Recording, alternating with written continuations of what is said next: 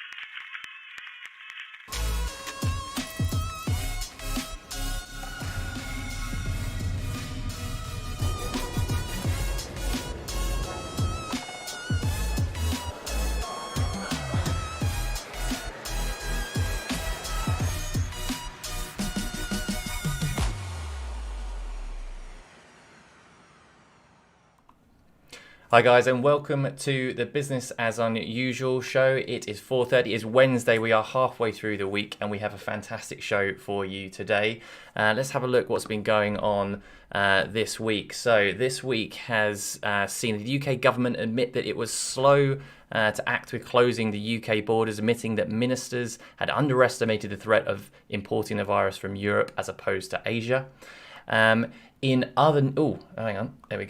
In other news, it's time to dig out your gold because the price of gold has risen to $2,000 or £1,527 an ounce for the first time. So great news for me because I've been saving up all of my gold bars.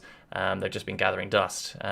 In other news, recent data has shown that the time spent on subscription services doubled during lockdown, with adults spending an average of 6 hours and 25 minutes each day staring at screens. I know that we're on a show, on a screen. I know the irony of this statement. But anyway, we are here. Hopefully, we're going to bring some knowledge. So this can't be just binge watching. This can be hopefully useful information that you can take back to your businesses. So without further ado, let's get down to business as unusual.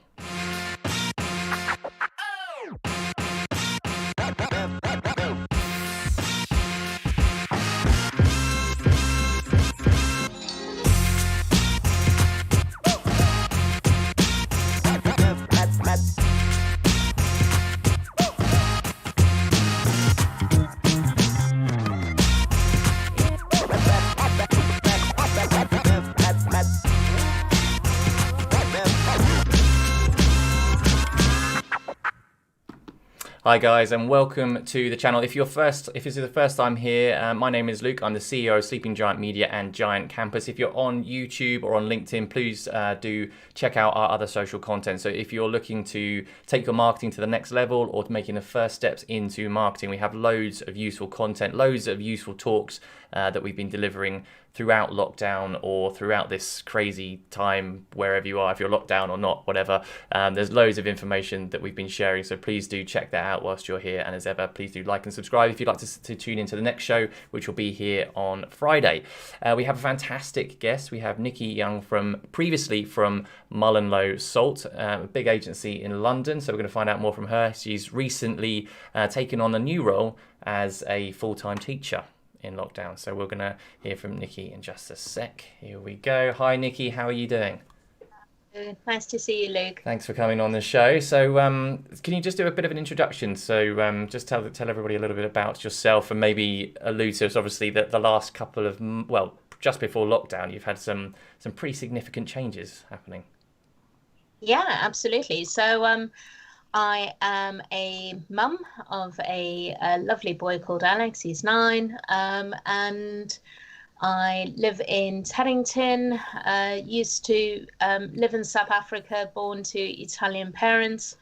came here about 20 years ago, and was one of the Mullenlowe Salt leadership until January this year. So I was there for 20 years, first employee, and helped the business grow. And we recently sold it to Interpublic Group. So I left after 20 years, having built it, designed it, grown it, sold it, and decided to do this 1 month before a global pandemic. Now, do you think, in hindsight, do you think that's a good thing or a bad thing? Do you think that if you Do you know,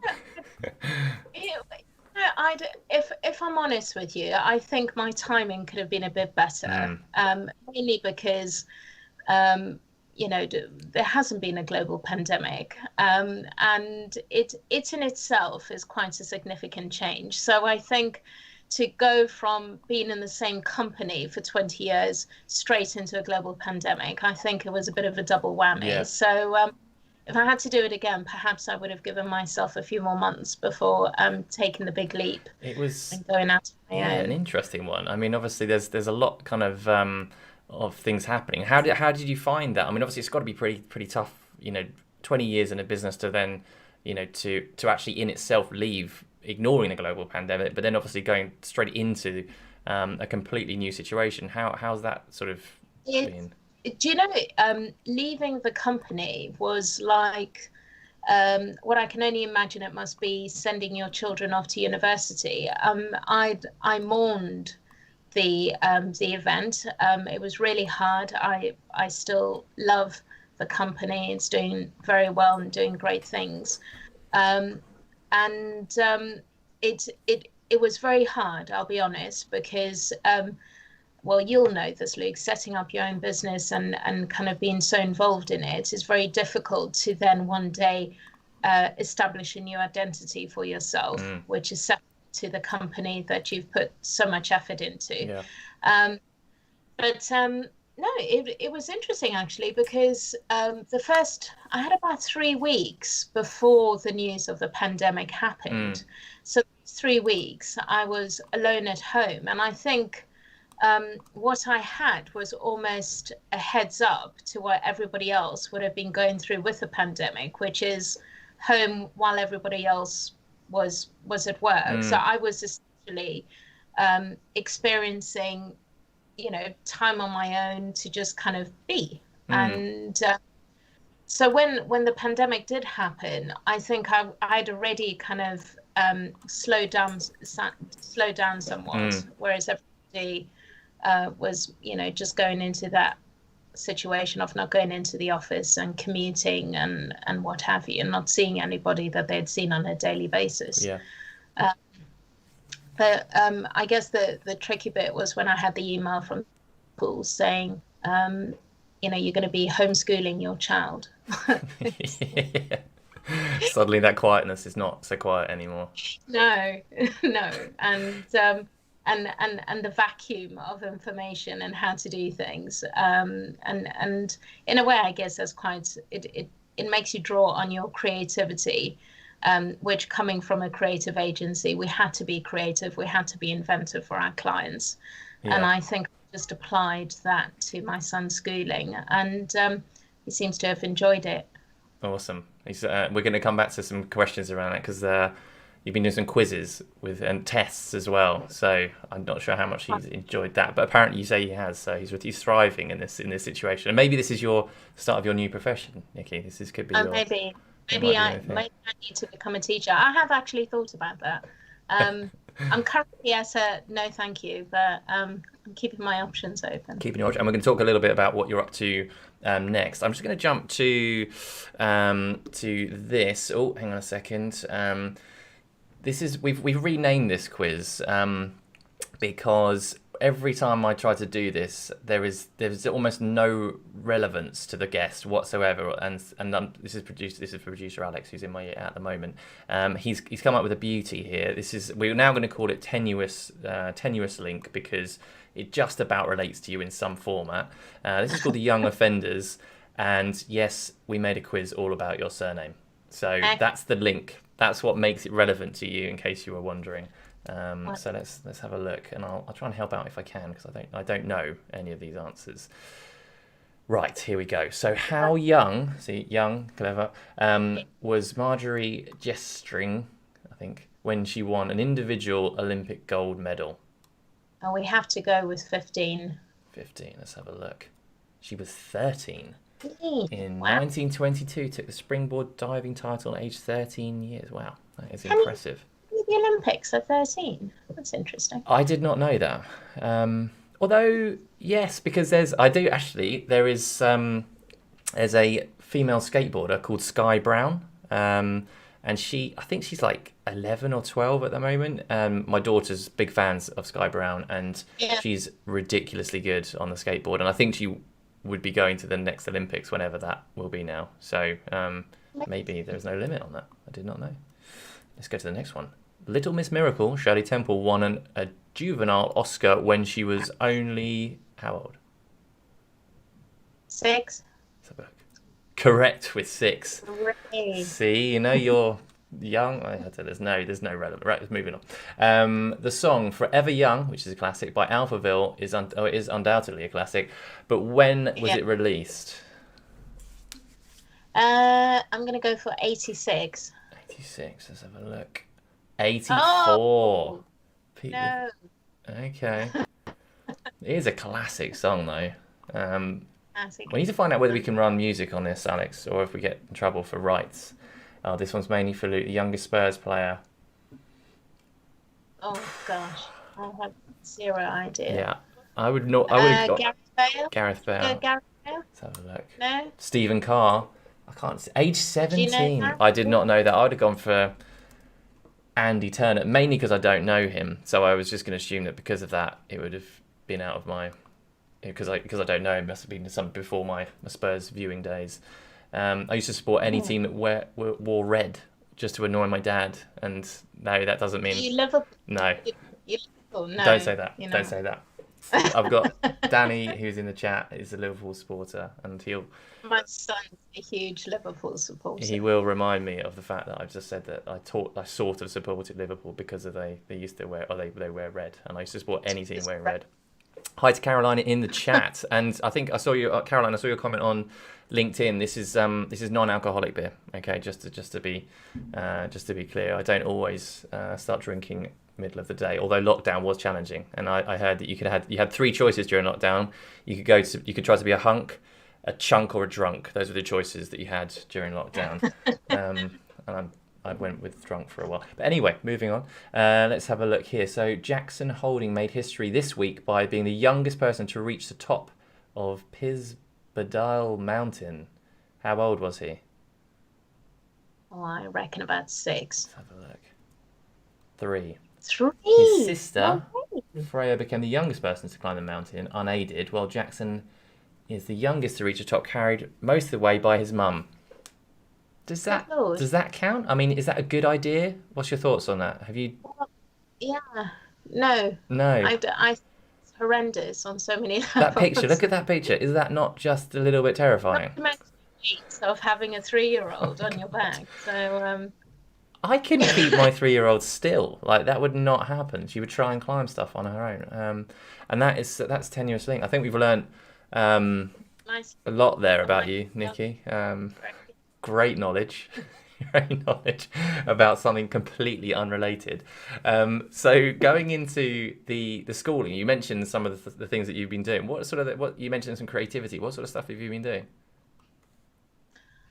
I think, well, the first thing is I realised that my son's schooling was an opportunity for me to actually be entertained myself. So every day, and I've actually made a record book of it. Every day I'd create a exciting calendar of the day ahead, which sounds a bit OTT, but it was complete with an image either from some sort of Liverpool-related event, fortnight, or anything that my son enjoys at the bottom, to kind of make him excited about the day ahead. And then, the day was structured in a way that I would enjoy as well. So we'd always have an hour and a half worth of activity, so exercise, be it riding in Bushy Park, or going to the Magic Garden, or whatever it was, to just get us outdoors and having fun. We'd also make lunch an event.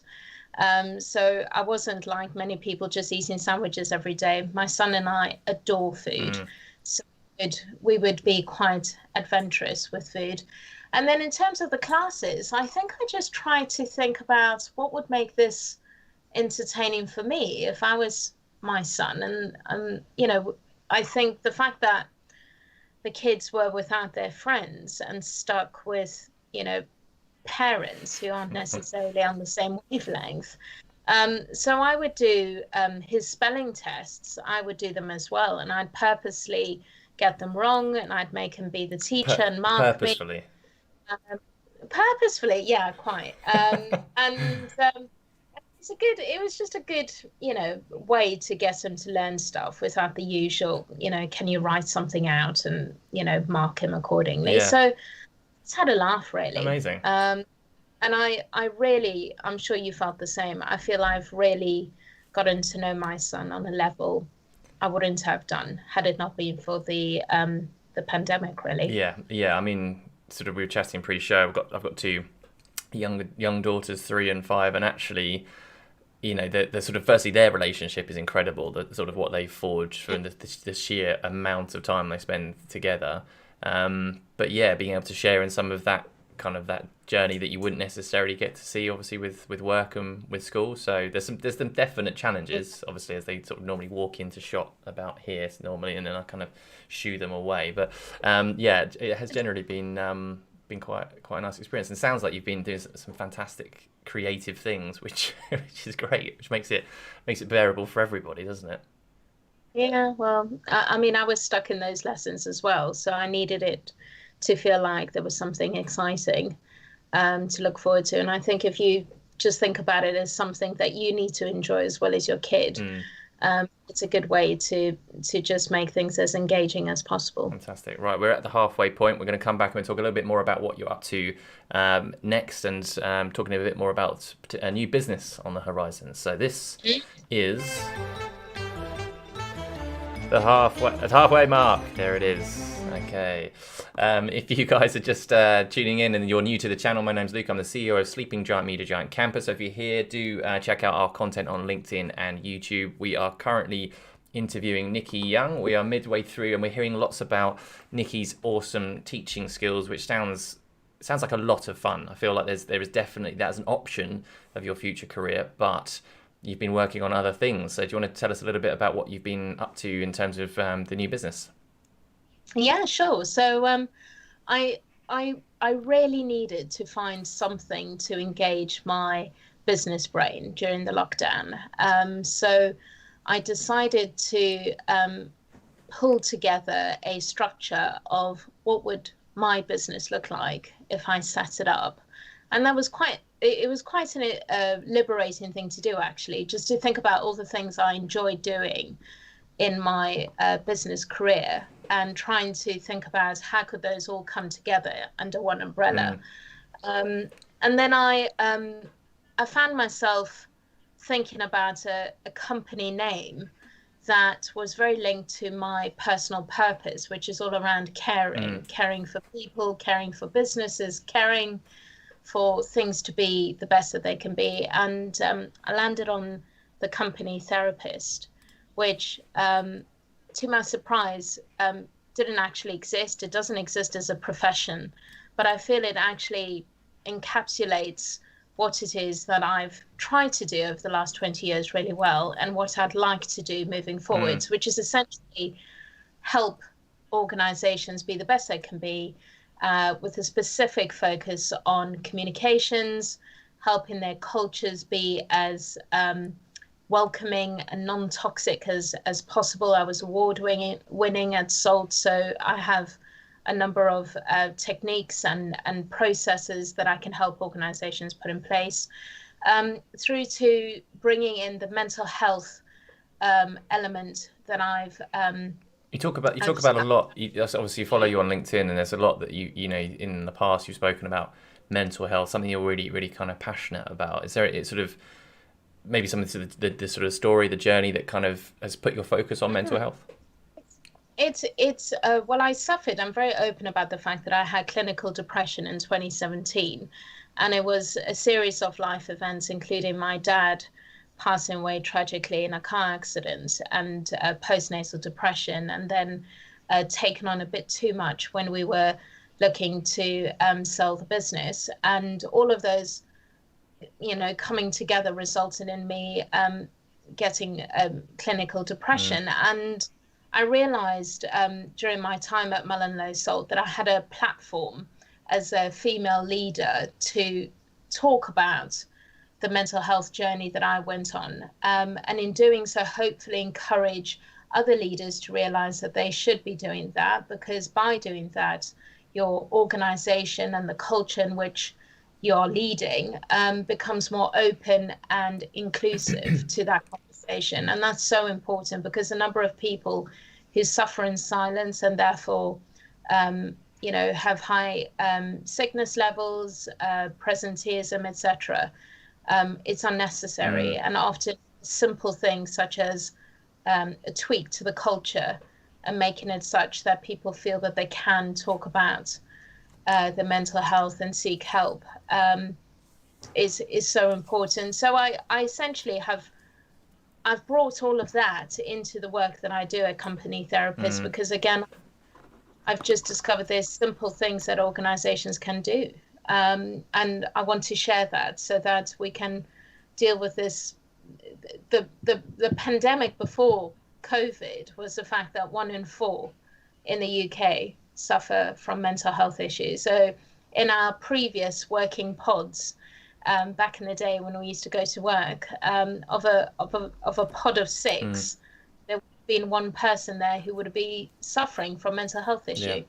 And it feels like an intro. I mean, firstly, thank you for sharing that story. And obviously, we chatted before, and I think it's really important to talk about those things, because it is a difficult thing to, for some people to even know that they're going through it, because sometimes it feels like the normal that you've created is how I sort of would describe sort of anything that obviously it becomes, that's your life and that's what it is. So you just kind of put up with it, and you don't almost necessarily are aware of some of the signals or the implications. So it's great that you're bringing that to the conversation to share that. And I think one of the things that I think it's a great idea to have a look at your website. It looks awesome, which you can check out as well, guys. If you put the link in the chat, that would be great. It's companytherapist.co.uk. So guys, if you can put that in the chat, that'd be awesome. So anyone watching can access that. But it's bringing those two things together, because I think sometimes in the past, mental health has almost been this kind of isolated thing that just kind of sits there. Companies not really sure how to engage with it, and I think what sounds really interesting is you tying all of this together and bringing that creativity, that communication aspect to it as well, which is really exciting.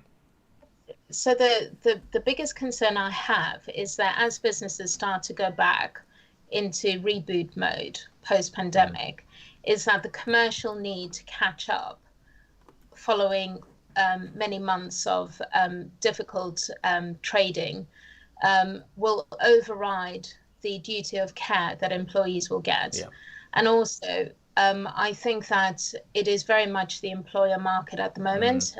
By that I mean people in jobs or people looking for jobs are at the mercy of those who are looking to hire, or who have employees under their care. And can't stress enough the importance of businesses thinking very carefully about how they treat employees during this time, because it won't be long before that pendulum shifts and it will be an employee-driven market. And businesses who have, done the right thing and done right by employees now will be the ones who attract the talent. Absolutely. And it's a balancing act, isn't it? Because again, you know, as businesses, and conversations obviously that a lot of businesses are having, is that you've got to think of the long term, but you've also got this massive short term pressures as well. So it's kind of trying to not do something that will jeopardize your next 2 years or 3 years of business performance as well. I couldn't agree more. I used to run the business at Salt in thinking about the Holy Trinity. So essentially, you've got the commercial imperative. So if we don't make money as a business, you won't succeed. You then have making sure that your offering remains relevant. And I think that has been one of the key challenges for businesses during this time, is having to rethink about how they project themselves to the market.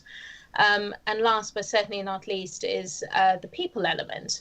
And in 20 years of running a business, whenever one of those holy trinities, as I like to call them, is out of whack, the other two tend to stumble. So it is about looking at the long term. I completely understand that we need to, focus on the commercial realities as we go into a recession. But my plea is not to forget that the people are essentially the engine of the business, and what actually makes your business the success that it can be. Yeah, no, absolutely. Couldn't agree more. Thanks, Alex, for posting in the chat there, guys. You can see the link to Nikki's new business and new website, which is very cool. We love a good quote on this show, and I just want to, and this is important because obviously as starting a new business, you will be talking to yourself with motivational quotes, no doubt. And there's Yes. A few today. Good. Yeah, I mean, they're kind of gold dust right now. So I think if we can go through these, and as I said, it's a snog, marry, avoid, or a like, love, avoid scenario. Quote 1. Let's have a look.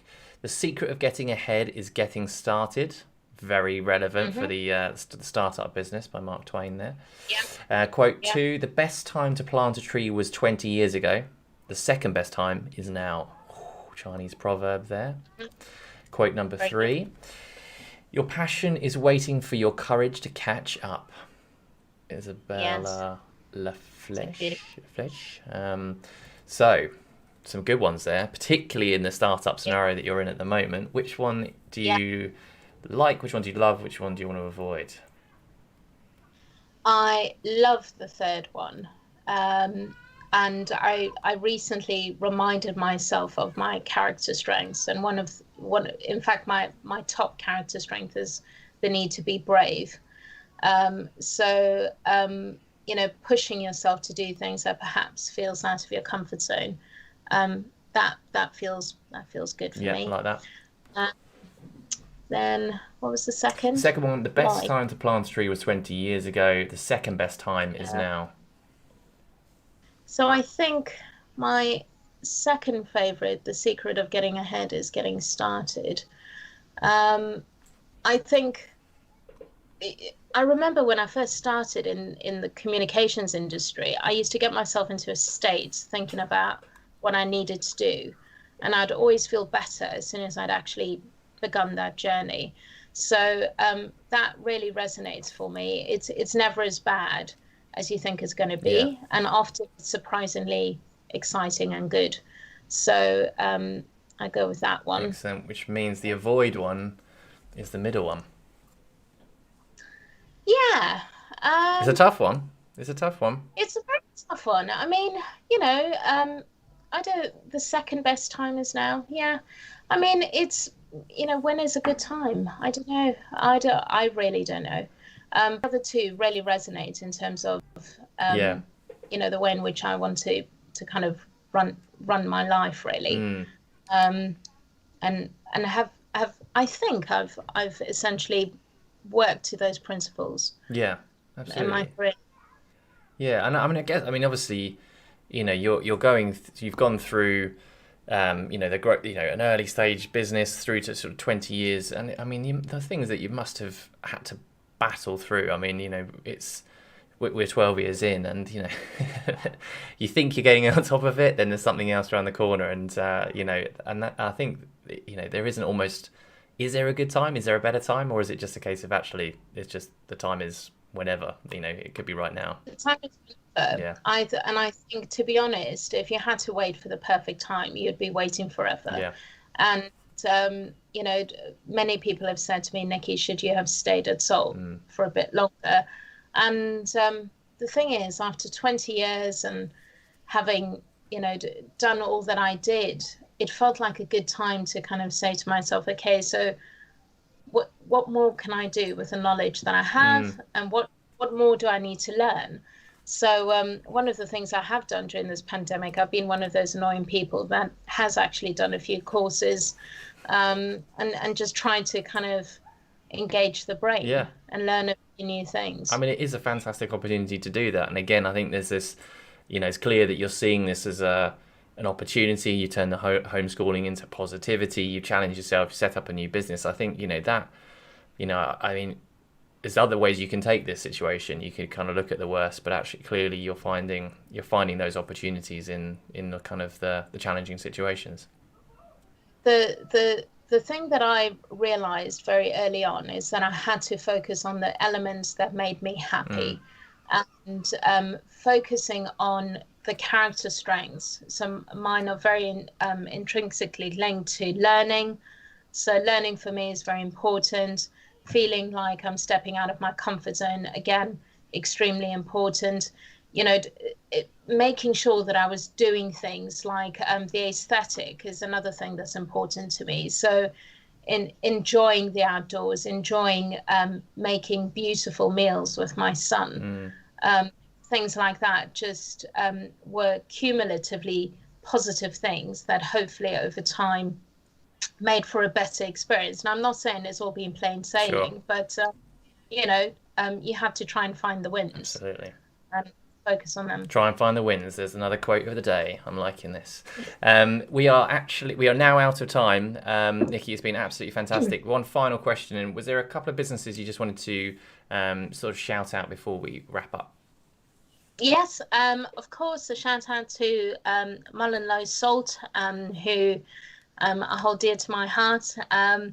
I also wanted to give a big shout out, perhaps not to businesses, but to human resources professionals out there who I think have had to step up into MD, chief exec roles.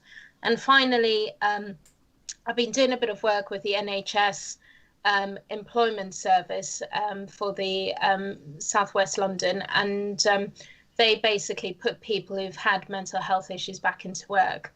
And it's a very tough time to be doing that at the moment with so many jobs unavailable. So I wish them all the best, and would like to commend them for the great work they do. Amazing. Well, thank you very much for coming on the show, and thanks for your insights. There's some great comments as well. Caroline saying, loving the Holy Trinity descriptor, which, fantastic. So thank you very much again. Thanks for having me. Brilliant. Guys, that is it from us. We will be back here again on Friday at 4:30. We have got Dan Madoob from Wonderful as another agency that we're going to be talking to, find out what he's been up to, the challenges they face, but also some of the cool stuff that they've been doing over the last couple of months. So thanks very much for tuning in. As ever, please do like and subscribe. I hope you're enjoying the show. Generally, we're living in some strange times, but for all of us, it's just business as unusual.